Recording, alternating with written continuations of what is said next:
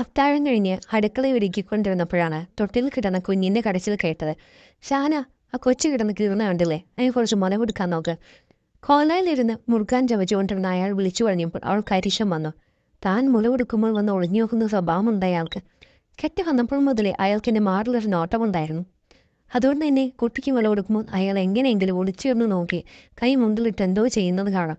ഗർഭിനുള്ള ഭർത്താവിനോട് അയാൾ അതിനെക്കുറിച്ച് പരാതി പറഞ്ഞപ്പോൾ മുഴുക്കികത്ത് കഥ അടിച്ചിട്ട് കൊടുത്താൽ മതിയെന്ന് നമുക്ക് ചെയ്യായിരുന്നു.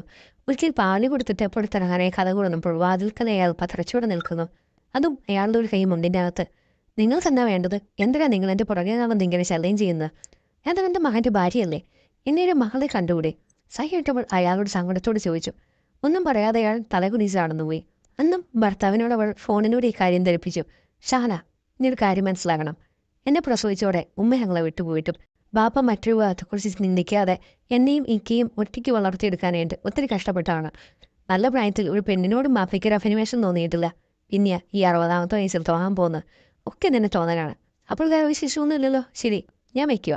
ഭർത്താവിനോട് ഇനി ഒന്നും പറഞ്ഞിട്ട് കാര്യമില്ലെന്ന് തോന്നിയിട്ടവൾ സ്വയം പ്രതിരോധിക്കാൻ തീരുമാനിച്ചു. അങ്ങനെയാണ് അന്ന് രാത്രിയിൽ മുറിയിൽ കയറി കഥകടച്ച് കുറ്റിയിട്ടിട്ട് ആദ്യം ലൈറ്റ് ഓഫ് ആക്കിയത്. അതിനുശേഷം കുഞ്ഞിനെ തൊട്ടിൽ നിന്നെടുത്ത് കട്ടിൽ കിടന്നാണ് പാൽ കൊടുത്തത്. പകല് വിരുന്നുകാരുണ്ടായിരുന്നതുകൊണ്ട് ജോലി ഒരുപാടുണ്ടായിരുന്നു. അതുകൊണ്ട് തന്നെ കുഞ്ഞിന് മുറി കൊടുക്കുമ്പോൾ ക്ഷീണം കൊണ്ട് അവളൊന്ന് മയങ്ങിപ്പോയി. രാത്രി ആയതുകൊണ്ട് തന്നെ ഉള്ളിലൊന്നും കിടന്നില്ല. ഗാഠനിദ്രയിലേക്ക് ആണ്ടു പോകുമ്പോഴാണ് തൻ്റെ നാസ്വാരന്ധ്രങ്ങളിലേക്ക് വെറ്റിലി മുറുക്കാൻ്റെ രൂക്ഷഗന്ധം അടിച്ചു കയറുന്നത് അവൾ അറിഞ്ഞത്. ഞെട്ടലോടെ ചാടി എഴുന്നേക്കാൻ ശ്രമിക്കുമ്പോഴാണ് തൻ്റെ മുകളിലായി ഒരു പുരുഷ ശരീരം അമരുന്നത് അവൾ അറിഞ്ഞത്. അയാൾ തള്ളി മാറ്റാൻ കിണഞ്ചുറമിച്ച് തന്റെ കൈകൾ ഏതോ തുണി കൊണ്ട് കട്ടലിന്റെ ക്രാസിൽ ബന്ധിപ്പിച്ചിരിക്കുകയാണെന്നറിഞ്ഞ് അവൾ നടുങ്ങി. വിളിച്ചു കൂവാൻ തുണിഞ്ഞപ്പോൾ ഇടത് കൈകൊണ്ട് വായ ഒത്തിപ്പിടിച്ചിട്ട് വലത് കൈ കൊണ്ട് അയാൾ അവളുടെ നൈറ്റിയിലേക്ക് വലിച്ചു കയറ്റി. തന്നിലേക്ക് ആഴി നൽകാൻ വെമ്പിക്കൊള്ളുന്ന മനുഷ്യമുഖത്തെ നടുവ് നോടത്തെ തടയാൻ ശ്രമിച്ചെങ്കിലും അയാളുടെ കാലുകൾക്കിടയിലായിപ്പോയ അവളുടെ കാലുകളുടെ ബലഹീനതയെ നിമിഷ നേരം കൊണ്ട് അയാൾ മുതലെടുത്തു. അയാൾ എപ്പോഴും നോക്കി കൊതിവിട്ടിരുന്ന മാറിൽ കൈകൾ അമർന്നിരുന്നു. അപ്പോഴേക്കും അയാളുടെ പലതും എന്റെ ദ്വാരത്തിൽ കയറിയിരുന്നു. അവൾ വേദന കൊണ്ടെന്ന് പൊളിഞ്ഞപ്പോഴേക്കും ഒന്ന് മൂളാൻ പോലും ആവാതെ അയാളുടെ ഇടത് കൈപ്പത്തി അവളുടെ വായിൽ അമർന്നു തന്നെയിരുന്നു. 1 മണിക്കൂറിന് ശേഷം അയാൾ എല്ലാം കഴിഞ്ഞുപോയി. തൻ്റെ ഭർത്താവ് ഗൾഫിലായതുകൊണ്ട് തന്നെ തനിക്ക് കിട്ടാത്തതൊക്കെ അമ്മായിയപ്പം തന്നു.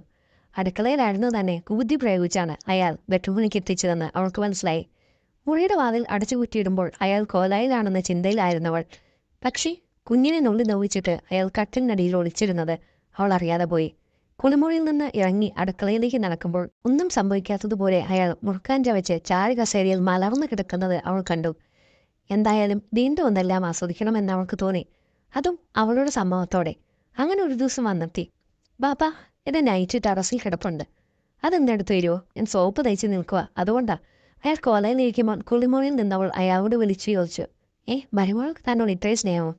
അയാൾക്ക് വിശ്വസിക്കാൻ പറ്റിയില്ല. സോപ്പ് തേച്ച് നിൽക്കുന്ന മരുമകളുടെ രൂപം ഓർത്തുകൊണ്ട് നട്ടുച്ചയ്ക്ക് പൊള്ളുന്ന ടെറസിൽ ഓടിക്കയറി.